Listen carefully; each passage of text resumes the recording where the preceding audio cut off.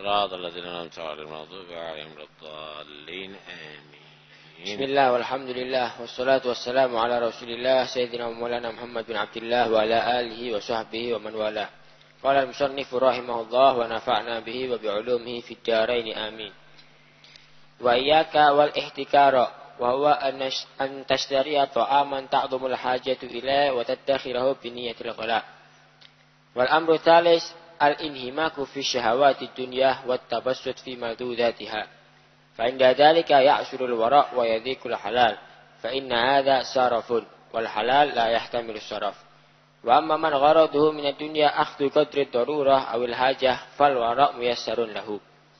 قال حجة الإسلام نفع الله به: وإذا غنئت في السنة بقميص خشن وفي اليوم والليلة برغيفتين من الخشكار لم يعوزك من الحلال ما يكفيك، فإن الحلال كثير وليس عليك أن تتيقن باطن الأمور، بل عليك أن تحترس من كل ما تعلمه حراما أو تظنه ظنا حصل من علامة ناجزة مكرونة بالمال. انتهى إلى آخر ما قال رضي الله عنه وأرضاه.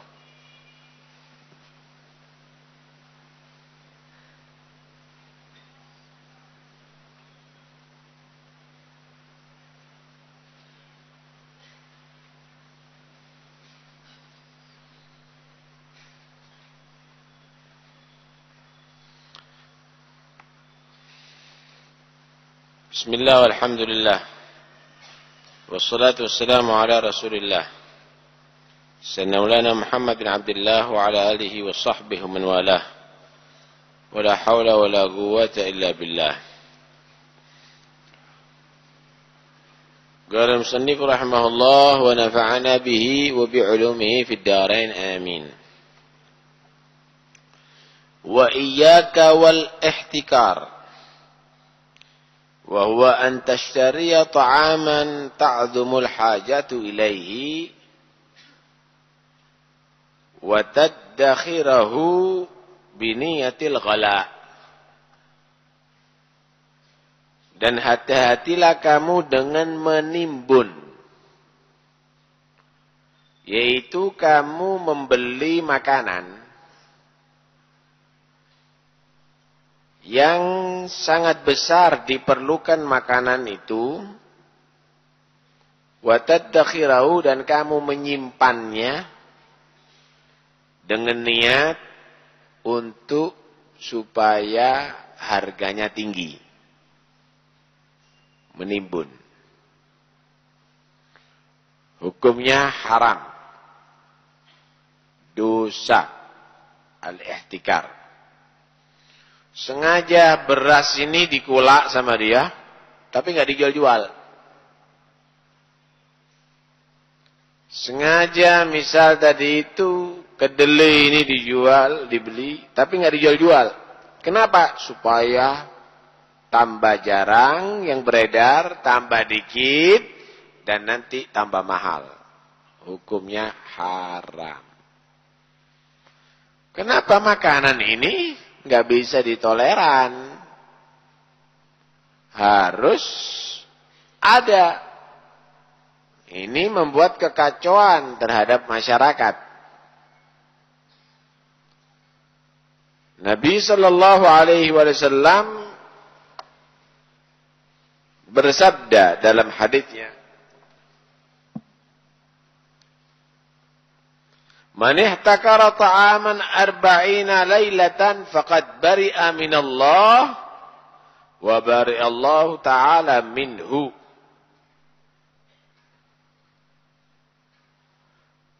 Siapa orang yang menimbun sampai 40 hari makanan dengan niat tadi itu,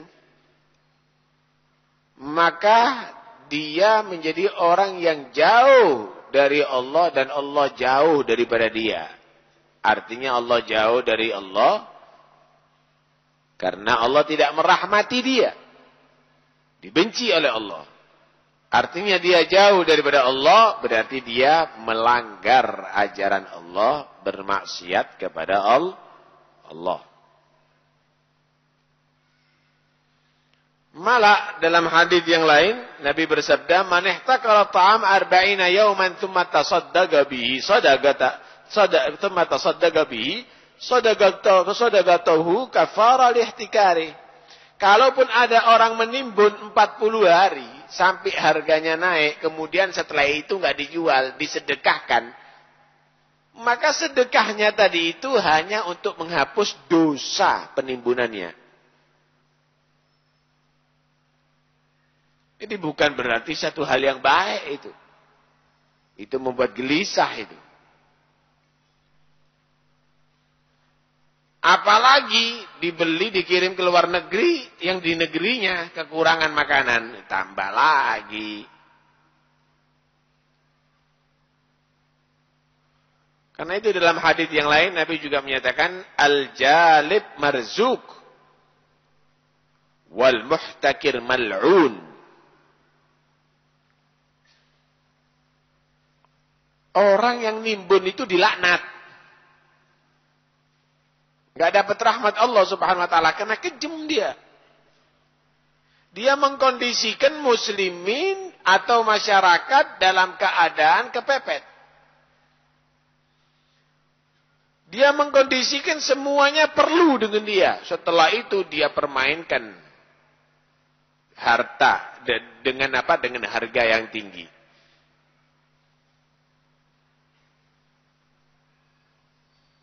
Dalam riwayat yang lain Nabi menyatakan innal hakirin wa qatalatan nufus yuhsyaruna yaumal qiyamah ma'an. Orang yang nimbun-nimbun barang itu sama pembunuh-pembunuh, penjahat-penjahat nanti dikumpulkan di mahsyar jadi satu kelompok. Jangan dianggap itu adalah orang yang hebat. Itu justru penjahat itu orang. Karena itu harus ditangkap orang model begitu. Sewa gudang sana, sewa gudang sini untuk menimbun. Bongkar. Itu orang tangkap, barangnya kasihkan rakyat itu. Itu penjahat itu.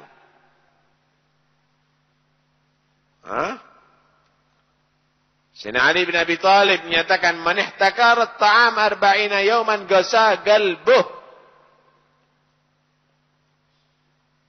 Siapa orang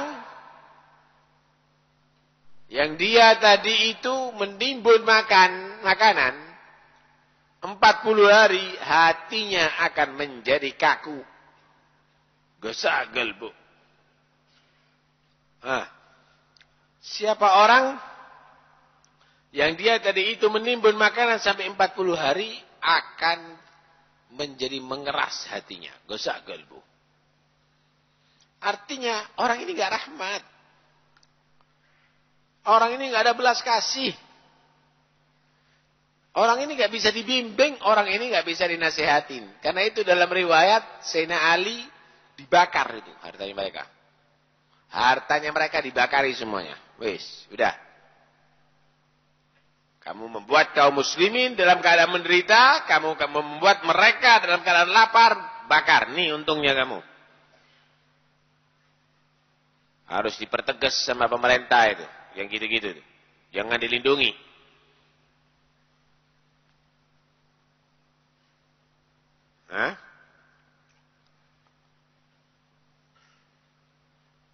Karena itu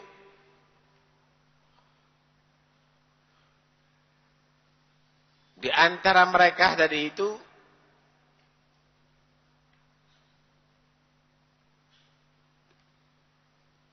mereka sengaja membeli barang untuk dijual dalam keadaan murah.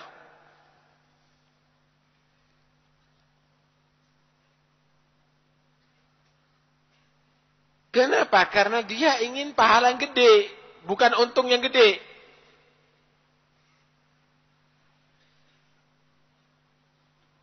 Karena dia ingin mendapat pahala yang besar daripada keuntungan dunia yang besar. Apa nilai keuntungan dunia yang besar tapi dia rugi dalam agamanya? Diriwayatkan ada seseorang, dia tadi itu kulak gandum. Orang ini pedagang gede, tapi minas sholihin. Nih, orang kalau soleh itu lain memang. Dia kulak satu kapal penuh. Satu kapal laut penuh gandum. Dikirim ke Basrah. Saat itu Basrah lagi mulai kekurangan makanan. Lagi krisis.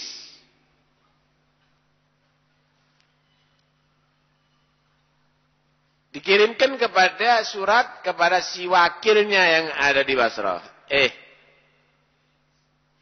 Aku perintahkan setelah sampai makanan ini jangan ditunda sampai besok. Jual murah saat itu. Jual saat itu pula, hari itu pula. Jangan dimasukkan gudang. Akhirnya ada pedagang-pedagang yang di Basrah nasihatin sama si wakilnya. Tunda sampai seminggu. Sayang loh kamu. Kamu akan bisa keuntungannya lipat ganda.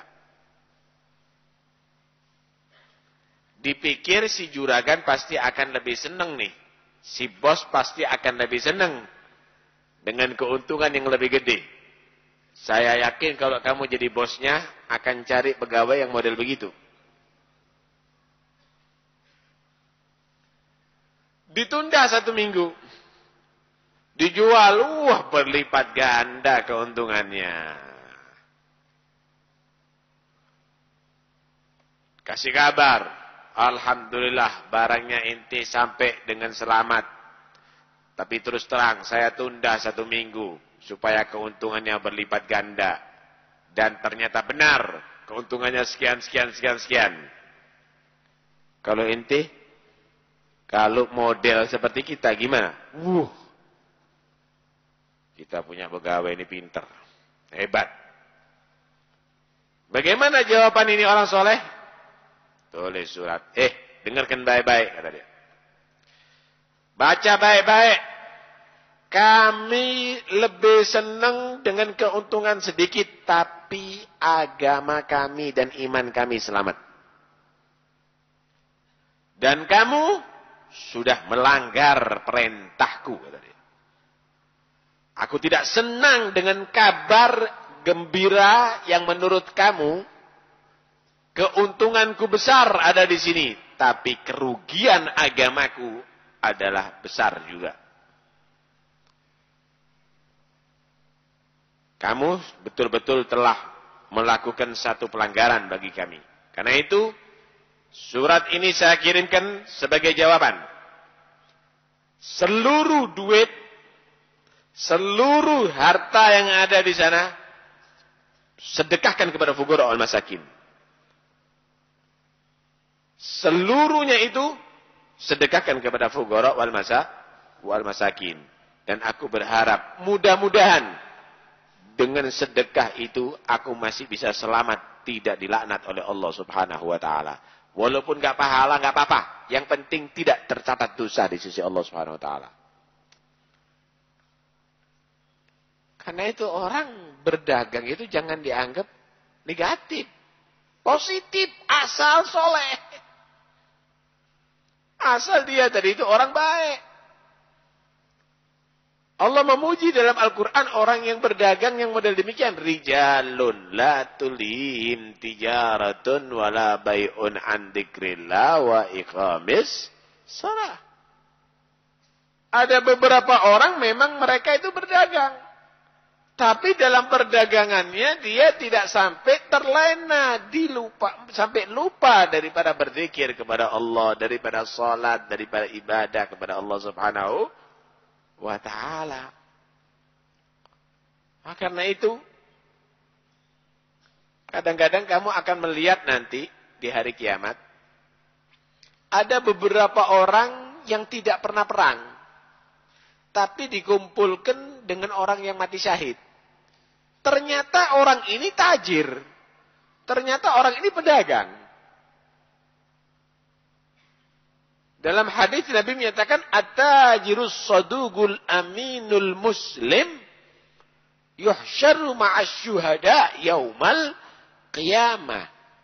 Pedagang yang amanat, pedagang yang jujur, muslim tentunya, nanti di hari kiamat dikumpulkan dengan orang-orang yang mati syahid. Kumpul sama Sayyidina Hamzah, kumpul dengan Ja'farut Thayyar, kumpul dengan Sayyidina Husain, kumpul dengan Nabi Yahya, kumpul dengan Nabi Zakaria, orang-orang yang mati syahid dikumpulkan. Kenapa? Tidak gampang, tidak gampang. Sekarang 10.000 dengan sumpah palsu. Jujur, amanat. Sekalipun dia berdagang, dia adalah bagaikan orang yang jihad. Mati dalam keadaan mempertahankan kejujuran dan keamanatan, nanti akan dikumpulkan bersama orang yang mati syahid nanti di hari kiamat. Allahu Akbar.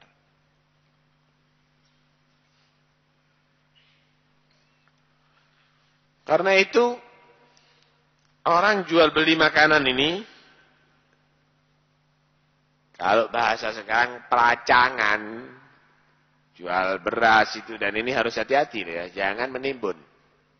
Sampai di antara mereka, karena kehati-hatiannya, wasiat sama anaknya, jangan kalau berdagang, jangan dua hal, jangan jualan makanan, beras, kebutuhan pokok, dan kedua jangan jual kafan. Kenapa? Kalau jual makanan itu senengnya kalau naik harga. Kalau krisis seneng, kulaannya murah, jualnya bisa kalau jualan kafan, senengnya kalau banyak yang mati. Jual kapur barus ya. Ada lagi yang menyatakan kalau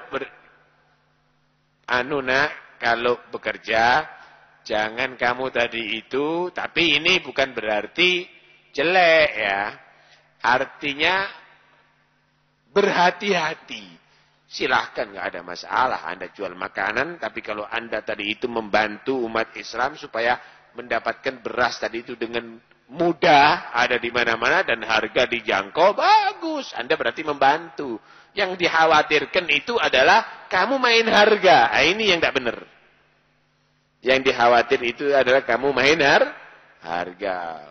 Lah jual kain kafan nggak ada masalah lah. Kalau nggak ada yang jualan kain kafan mau dibungkus sama batik, ya nggak mungkin. Ya kan gitu. Ya penting, tapi jangan nanti berharap mudah-mudahan banyak yang meninggal dunia. Alhamdulillah laris hari ini. Kenapa? Ada tabrakan, ada mati massal. Nah ini kan tidak benar itu kalau begitu.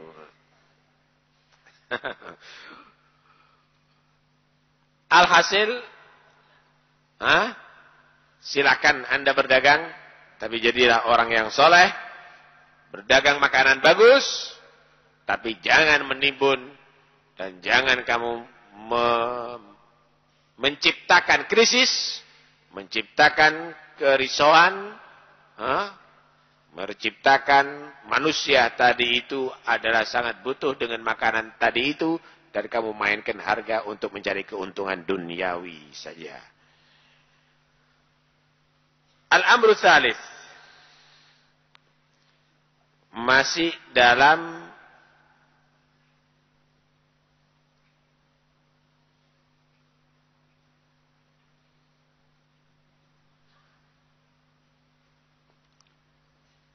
urusan orang yang bekerja, banyak yang nggak selamat, sekalipun kadang-kadang dia tadi itu santri, bahkan mungkin ustadz.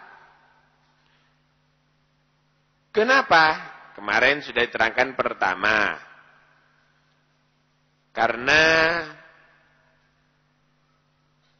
dia tadi itu kurang teliti. Berhubungan dengan siapa nggak diteliti. Kalau dengan orang yang soleh betul, keagamaannya bagus, monggo silahkan. Tapi kalau orang yang belum diketahui, teliti dulu. Kalau bisa dihindari. Tapi kalau sudah dikenal nggak benar, jangan berurusan dengan mereka. Kedua, orang kadang-kadang masih kesenggol haram, nggak selamat dengan yang haram itu karena tidak warok.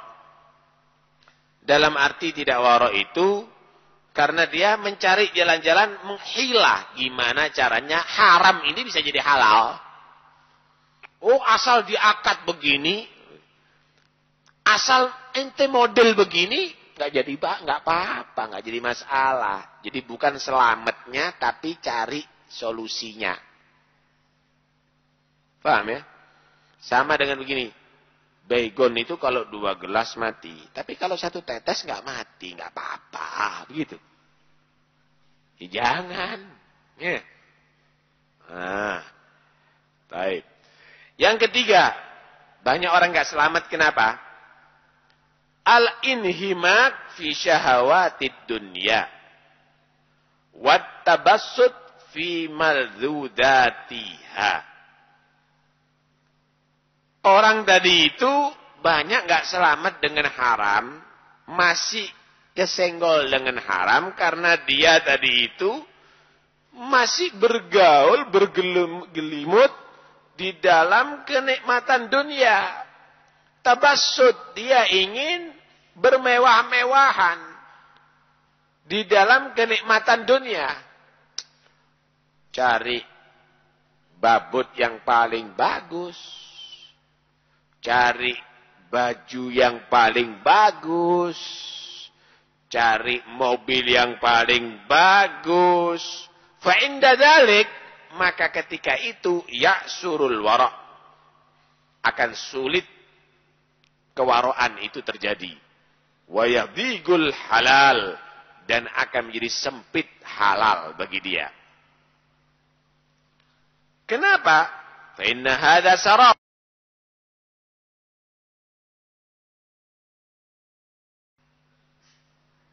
Wal halal la yahtamilu saraf. Nah, perlu dikasih definisi. Halal itu tidak bisa dihambur-hamburkan.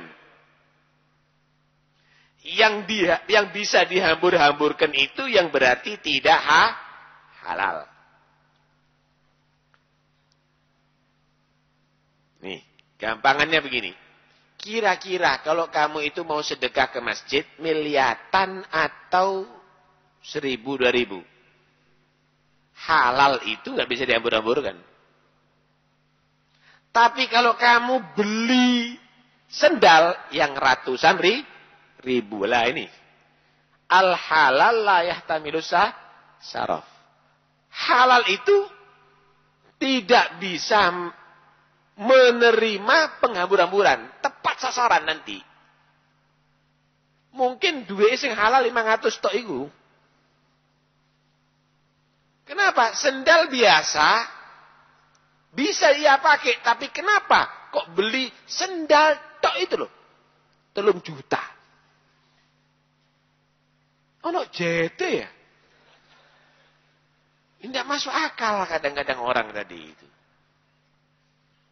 Nggak masuk akal. Masya Allah.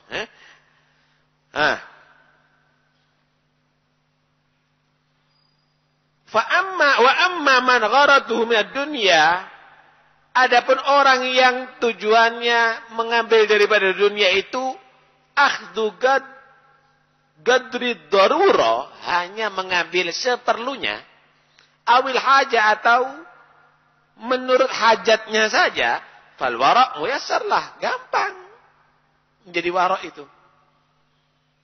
Orang selamat dari haram gampang. Bentar. Ente ini Allah takdir perutnya nggak segede kerbau kan? Nggak segede gajah. Makannya 1 piring cukup. badannya kamu ini tidak segede gajah yang perlu puluhan meter kalau pakai baju. Enggak. 2 meter, 3 meter komplit. Seawak kabeh. Kalau kamu itu ambil seperlunya, insya Allah hanya beberapa ratus ribu cukup. Tapi kalau kamu minta mewah, cik larangi kelambi. Paham nih? Kamu itu udah dibuat besar oleh Allah. Kecil, rumah itu sederhana cukup. Tapi karena kamu mintanya wah, akhirnya perlu biaya banyak. Lah, disinilah. Akhirnya kamu harus dituntut untuk mengadakan banyak duit. Lah, mengadakan banyak duit ini membuat orang tidak hati-hati. Ya apa kita perlu duit? Korupsi. Ya apa kita butuh duit? Ambil duit renten. Ya apa kita buat duit? Perkara kamu ditakdir kaya, nggak ada masalah. Itu pun lebih baik kamu hidup dalam keadaan qanaah. Itu pun kamu lebih baik hidup dalam keadaan sederhana. Kalau kamu ditakdir punya duit. Kalau nggak punya duit, jangan kamu berharap yang hebat. Gimana caranya saya punya Alphard? Utang aja. Nanti nyicil. Gimana caranya bisa nyicil? Gampang. Nanti kan dari bayaran kamu bisa kamu cicilkan. Wah, udah. Oh iya ya. Hitungan matematika bener. Nyicil. Ternyata setelah dia beli, paham, bayarannya tadi itu buat nyicil bisa, anaknya sakit, masuk rumah sakit. Dibuat nyicil atau ke rumah sakit? Gimana? Membengkak utangnya. Anaknya beres, dia hanya sakit. Akhirnya, anu aja sudah, korupsi dikit.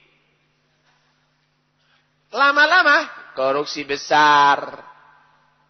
Dan akhirnya dari hal yang demikian ini akan memancing kamu tadi itu untuk bisa masuk ke yang haram, bahkan seluruhnya bisa haram nantinya. Karena itu cobalah hidup sederhana. Biasakan hidup sederhana, enggak soro kok. Kalau hanya makan 1 bungkus 5.000 wargon. Makan 1 bungkus. Enggak banyak. Podo ae. Sate, Pak, sama pecel lek mlebu weteng dadine podo. Podo. Karena itu jangan terlalu kita berharap berlebihan. Perkara nanti ada lebih, silahkan Anda lebih menikmati. Tapi Anda imbangi dengan syukur. Anda bisa sedekah. Anda bisa bantu yang lainnya. Begitu maksudnya. Jangan terlalu menuntut. Karena itu warok itu bisa. Dengan catatan. Kita punya sifat qanaah. Dalam hadis Rasulullah SAW bersabda. Dengarkan baik-baik. Ya ma'syaral fugara. A'tullah ar-ridha min qulubikum tadbaru bi thawabi faqrikum wa illa fala. Orang fakir. Nih kebetulan yang hadir di Masjid Taklim ini banyak yang fakir nih. Jangan kecil hati. Orang yang fakir hidupnya pas-pasan.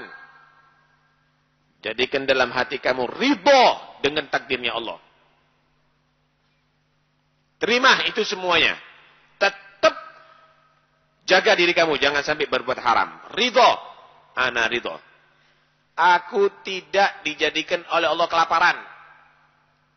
Aku tidak dijadikan oleh Allah telanjang.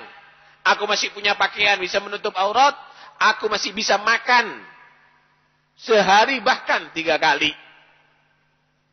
Kalaupun enggak 2 kali. Masih mampu hidup. Yang ridho dengan takdir Allah. Kamu akan mendapatkan pahala yang besar karena kefakiran kamu. Kalau enggak, kapan saya ini punya rumah baik, yang gede, sepeda pancalku sampai keropos, kapan punya mobil? Wa illa fala, kamu jadi orang fakir nggak dapat pahala. Paham ya? Karena itu, jangan kamu tadi itu berhayal. Silakan kamu bekerja untuk mencari rezeki lebih.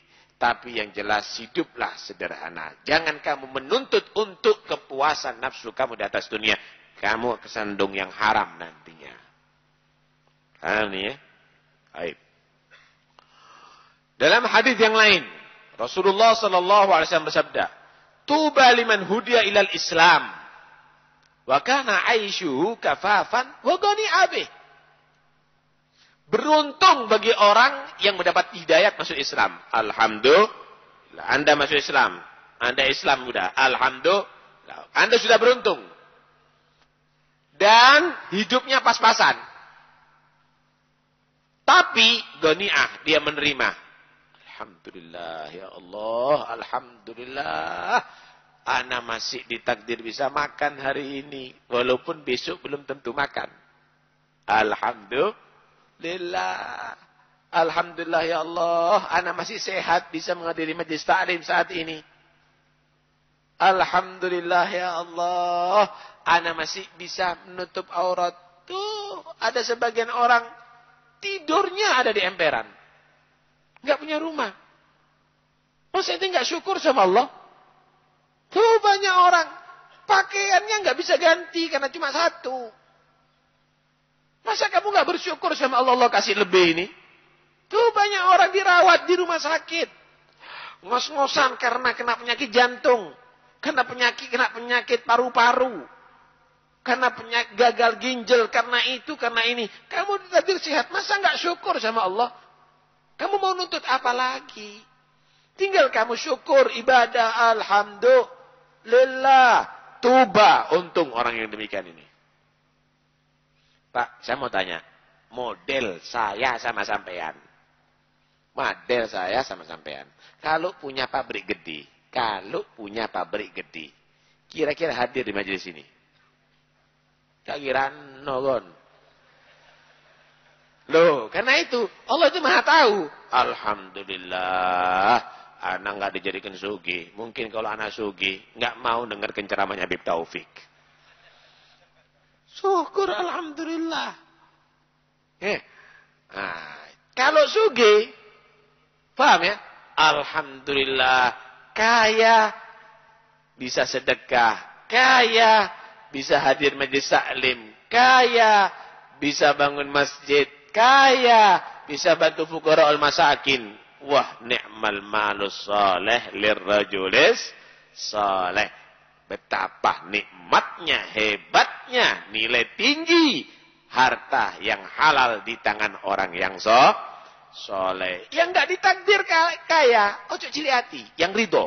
Alhamdulillah, ana ridho dengan ini. Ini keputusan Allah yang paling tepat. Mungkin Allah maha tahu kalau anak kaya, anak bisa jadi Fir'aun. Mungkin Allah maha tahu kalau anak kaya, anak bisa jadi Gorun. Mungkin Allah maha tahu kalau anak kaya, anak bisa lupa kepada Allah. Alhamdulillah, kamu menjadi orang yang beruntung. Tuba. Kamu menjadi orang beruntung. Loh, sama-sama untungnya kok. Nah, sama-sama untungnya. Karena itu, kehidupan ini semuanya Allah bentuk jamil, indah. Wa kullu fi'lih jamil. Semua yang Allah tentukan itu indah betul. Indah betul. Saya mau tanya. Kira-kira ada enggak bos beras kalau tanpa dibantu petani-petani yang lemah? Ada. Kira-kira ada enggak bos properti yang bangun rumah-rumah kalau tidak dibantu dengan tukang-tukang batu yang lemah ekonominya? Enggak ada. Mereka juga butuh orang lemah. Tinggal sekarang memposisikan, jadilah bos yang soleh, jadilah kamu pegawai orang lemah yang soleh. Ini model bosnya yang sugih aja sholat, tukang batunya nggak sholat. Bosnya padi, dia itu orangnya sholat, ahli baca Quran. Petaninya melarat, dia baca Quran, main judi, tombok togel. Loh, ini orang bodoh. Udah dia tadi itu hidup dalam keadaan melarat di dunia, tidak ridho hatinya, dan dia melanggar ajaran Allah Subhanahu wa taala. Ini yang bahaya. Khasirat dunya wal akhirah, dzalika wal khusranul mubin. Dia orang menjadi rugi dunia dan rugi akhirat. Itulah kerugian yang nyata. Loh, kesempatan bagi Anda. Iya wis, alhamdulillah. Saya tidak bingung. Saya setiap satu tidak ditagih untuk bayari orang-orang. Kenapa? Tidak punya pegawai saya. Lah, kalau begitu, saya kesempatan banyak menghatamkan Al-Quran. Kesempatan saya banyak berzikir kepada Allah Subhanahu wa taala. Tidak punya buku, tidak punya apa-apa. Sekaki hatam bendino ping papat. Rugi kamu. Karena itu, wahai orang-orang yang ekonomi lemah, kesempatan bagi kamu untuk mendapatkan pahala yang besar. Gedekan hati kamu, ribokan dengan takdir yang Allah berikan kepada kamu, tingkatkan zikir kamu kepada Allah, ibadah kepada Allah, tadfaru bi thawabi a'malikum. Kamu akan menjadi orang yang beruntung dengan pahala yang besar di sisi Allah Subhanahu wa taala. Wa illa fala. Kalau enggak, nol nanti kamu berarti melarat dunia, melarat akhirat, rugi dunia, rugi akhirat, susah dunia, susah akhirat. Na'udzubillah min dzalik. Untuk yang meninggal dunia, Mashkur Baihaqi, Masruhin Baihaqi, semoga Allah mengampuni dosanya. Untuk yang sakit, Sayyid Zainab binti Muhammad Al-Jufri, semoga Allah memberi kesembuhan baginya. Untuk yang hamil, mudah-mudahan insyaallah Allah jadikan mudah melahirkannya. Dan yang punya hajat Allah sampaikan hajatnya. Yang ujian Allah berikan ilmu yang bermanfaat. Amin ya rabbal alamin. Sabtu malam Ahad besok Maulid di tempatnya Habib Abu Bakar bin Hasan As-Segaf Lecari. Al-Fatihah.